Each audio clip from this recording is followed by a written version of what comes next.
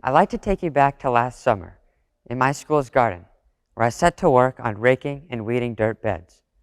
From my inexperience, I forgot my hat and my gloves, and after raking for just a short while, my hands began to blister and hurt. I then began planting onions, and while the soil was soft, my hands were soon caked in mud, and dirt had rubbed into the blisters that had now burst into pulsating wounds. You may be wondering, why was I doing this to my hands?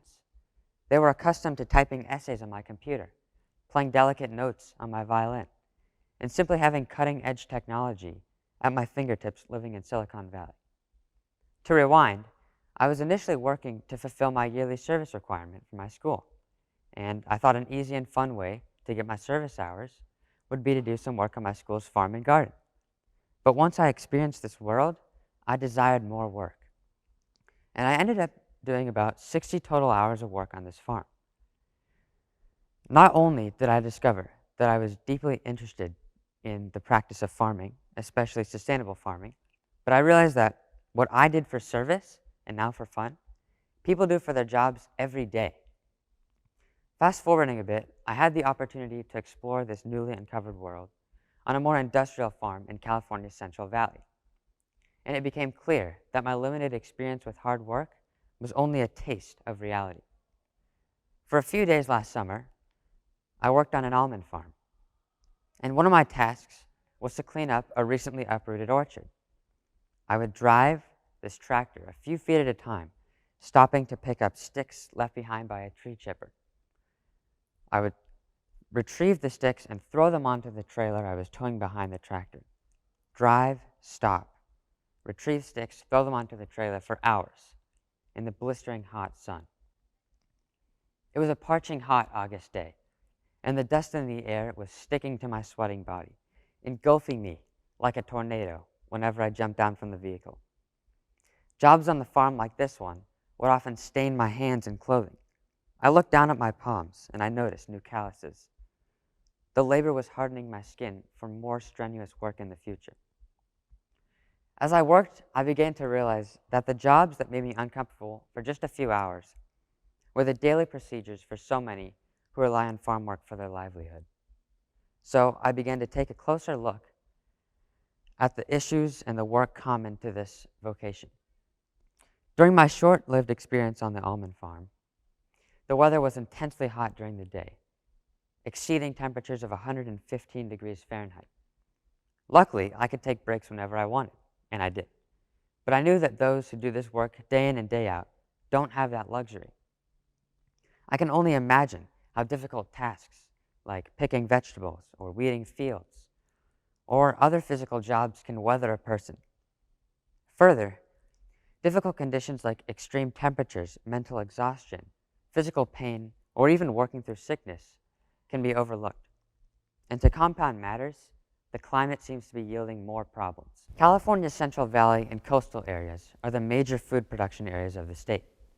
Just a few decades ago, weather patterns in these areas were much more manageable and consistent. But now, average global temperatures have risen by about 1 degree Fahrenheit in the past century, which may seem small, but this increase means California's average summer temperatures have risen 3 degrees Fahrenheit in the past few centuries, causing common foods grown in California to decrease in yields. The California Climate and Agriculture Network points out that foods like avocados, grapes, almonds, oranges, and walnuts are projected to decline in yields by over 20% in the next few decades, which will also make them more expensive, and we already know how expensive avocados already are.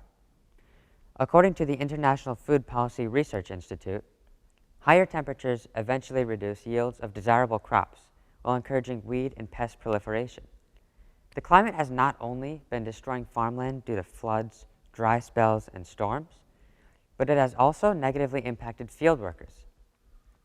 As reported by Bloomberg, between 1992 and 2017, 815 field workers died due to heat stress, and about 70,000 were seriously injured. Further, according to Business Insider, heat can actually decrease worker productivity and even lead to death. Farm workers are 35% more likely to be killed by heat than any other category of the labor force. And heat is not the only threat. On the other end of the spectrum, an excess of water due to flooding can reduce crop yields and even destroy entire fields. Extra water also promotes weed growth, and CropWatch EDU points out that an excess of water disturbs the oxygen balance of the root zone, drowns roots, reduces plant water uptake, and thus stresses plants. Changes in climate like we are experiencing are hurting workers, decimating livestock, destroying crops, and making the farming industry no business at all. Can we help? Can we stop these climate changes? Well, I know we can, and I know it's possible. The primary reason for the increase in global temperatures is greenhouse gas emissions, most notably caused by the burning of oil. The reality is, oil will only become less desirable if other means of energy production become cheaper than it. And right now, oil is still one of the cheapest means of energy production out there. In order to make other means of energy, like nuclear or wind or geothermal or even solar, more affordable, we need to invest in the future of these industries. And you can participate. We hear all the time that you need to stop using coal and oil. But most people who hear this likely won't have a say in how much coal or oil is being used. There are still minor changes to your life that can make a real difference when you implement them, like installing solar panels or using LED light bulbs. And I encourage and recommend you do these things, but these small tasks are simply not enough. In order to make the changes necessary to reverse and stop climate change, rather than just mitigate its effects, we need to go far beyond these small everyday actions.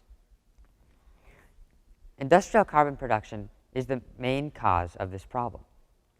The negative effects of industrialization, like overall increased emissions from factories, all influence the climate. The only real way to make lasting changes in terms of the climate is to encourage large industrial companies to implement different means of energy production. Now, what everyone is here for. A great solution to this is to invest in those companies that have environmentally focused goals.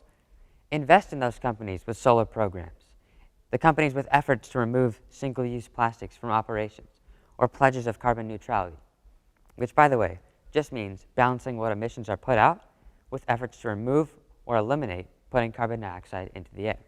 Investing in companies that have a focus on positive environmental change has the most power to rewrite our carbon future. For example, we can see power companies implementing more sustainable power generation solutions like new solar or new wind programs. These help individuals set up and develop more efficient means of energy production for their houses. Also, some vehicle manufacturers have implemented sustainable goals like pledges to have carbon neutrality by a certain year and using locally sourced renewable energy. And this might look like solar on the grounds of production, which, by the way, means there's a source of renewable energy in a relatively close distance from the manufacturing plant, eliminating a need to transport fuel, for example. These are some goals to look out for when investing in a company. When a company announces a new green initiative, then is a great time to use your investing power and buy stock in those companies, responding to the new initiatives they have announced. And in response to their new goals, investing in them could push them to implement even more green goals, which are desirable for business. Also, according to GoBankingRates.com, a personal finance website, almost a third of all assets under management in the US are now involved in sustainable strategies. This means that an increasingly large market for sustainable companies is developing, and it will continue to grow as the climate crisis heightens. And CNBC agrees. Sustainable investing is surging, accounting for 33% of total US assets under management, the title of one of their headlines. But perhaps the most promising aspect of the future of sustainable business is the fact that 92% of the S&P 500 companies published a sustainability report in 2020. Companies are clearly interested in a sustainable future, and we can help to ensure they continue to improve our world. Now, we've established there's a market for sustainable investing. How can you chase this market? Well, new evaluations have been created to determine whether a company is sustainable or not, and these are called ESG principles, or environmental, social, and corporate governance principles. Harvard Business School points out that for professional analysts or fund managers who often rate stocks, an ESG scale is used to determine if investments are sustainable. This not only incentivizes individual investors to act more sustainably, but it also incentivizes large companies to recruit investors with a higher ESG score. This is very important to look for when deciding what company to invest in. Also, being a B Corp company, which is the gold standard for better for the world business, is desirable because it means a company achieved an impressive minimum score on the B Impact Assessment, an assessment that focuses heavily on the environmental factors of a company. And qualifying B Corp companies will receive a B logo, which will be posted on their website and product packaging if there's a physical product. But besides ESGs and B Corps, you may be wondering, what field do I invest in? Tech, pharma, just energy?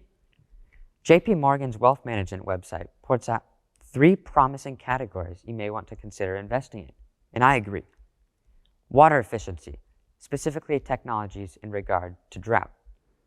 Food and agriculture, with a focus on the growing world population. And finally, the built environment, which may be investments needed to protect the environment from climate extremes. Also, don't forget that investing in sustainable companies is not only profitable, it's easy, and it's for young people too. Setting up an investing account online takes only a few steps, and it doesn't require large sums of money. You can start with just a few dollars and your parents' or guardian's permission if you're under 18. Along with investing, another solution called divesting can be a way to protest organizations whose practices you want to change. This is simply when you take your money out of a specific organization and reinvest it into a better one. Even if you don't have investments in companies already, the products and services you purchase can speak for you. Learning more about the business practices and supply chain operations of major businesses you may use every day can give you a whole new set of options to drive change, simply by spending your dollars more carefully. My time on the farm opened my eyes to the direct and urgent impact of climate change on our planet, our workers, and our industries. It energized me to seek more opportunities to positively impact our world. Change has to start somewhere, and in this current information age, investors and consumers hold more power than ever before. Let's get to the root of this problem together and grow a movement that will yield a brighter and more prosperous future for everyone. Let's invest in the right businesses, help workers, help the environment, and pour fuel on the fire of change. It may sound crazy, but yes, you can actually make money while saving the planet.